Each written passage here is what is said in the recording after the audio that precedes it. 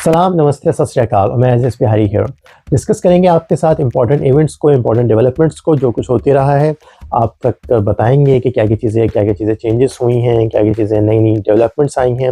सबसे पहले डिस्कस करते हैं ईरान और इज़राइल के इश्यू को।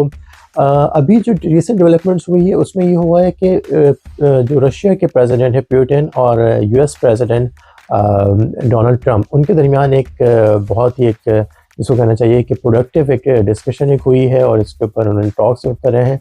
और ना सिर्फ एक रशिया यूक्रेन के मामले को डिस्कस किया गया बल्कि साथ में इजराइल ईरान के मामले को भी डिस्कस किया गया है।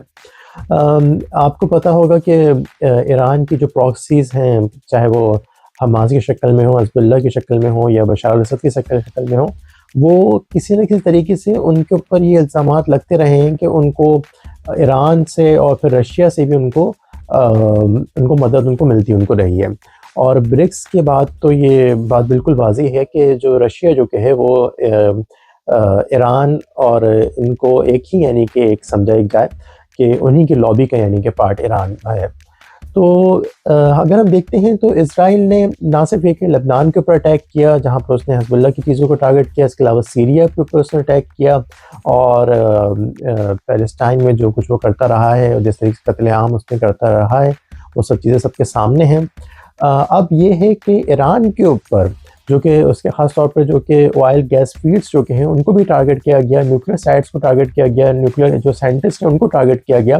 तो उसके ऊपर ज़ाहिर-सी बात है कि रिएक्शन आना था और जो कि ईरान ने रिएक्शन दिया है और ईरान का रिएक्शन इस सूरत में भी आया कि सुपरसोनिक मिसाइल्स और प्लास्टिक मिसाइल से उसने इसराइल के ऊपर अटैक किया।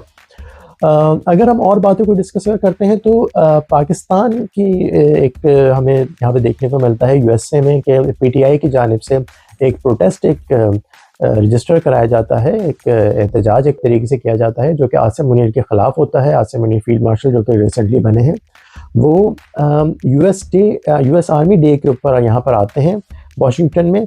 तो एक प्रोटेस्ट किया जाता है और बकौल अगर हम पीटीआई ऑफिशियल्स को देखते हैं तो उनका ये दावा है कि उसमें 5000 से ज़ायद ओवरसीज़ पाकिस्तानियों ने शिरकत की है। देखा कर जाए तो बज़ाहिर तौर पर इस इवेंट्स को ज़्यादा कवरेज उसको नहीं मिल पाई बिकॉज़ ऑलरेडी बहुत ज़्यादा हॉट इश्यूज़ चल रहे हैं और लोग बहुत ज़्यादा उन सब चीज़ों में भी उलझे हुए हैं, चाहे वो रशिया यूक्रेन के हों, पाकिस्तान इंडिया की भी अभी चीज़ें सही नहीं चल रही हैं। डेलीगेशंस उन दोनों के डिफरेंट ममालिक के अंदर जा रहे हैं और अपनी बात को पहुँचा रहे हैं और अपने जो पॉइंट ऑफ व्यू है उससे कंट्रीज़ को कन्विंस करने की कोशिश कर रहे हैं।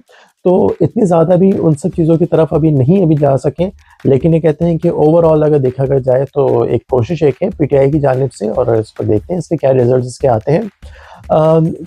पाकिस्तान में अगर हम देखें तो इकनॉमिकली तौर पर जो सिचुएशन जो कि है वो थोड़ी बहुत हमें स्टेबल नज़र आती है, लेकिन बजट के हवाले से ये बात कहना गलत नहीं होगा कि बजट में मिडिल क्लास और लोअर क्लास को बहुत ज़्यादा नज़रअंदाज किया गया और इसका डेफिनेटली इसका जो असर जो कि है वो पाकिस्तान की जो करंट गवर्नमेंट जो कि है उसको इलेक्शंस में उसको आएगा। उसको ख्याल रखिएगा अपना, देखते रहिए कनेक्ट साउथ एशिया टीवी और मैं एस बिहारी को इजाज़त दीजिए। अस्सलाम वालेकुम।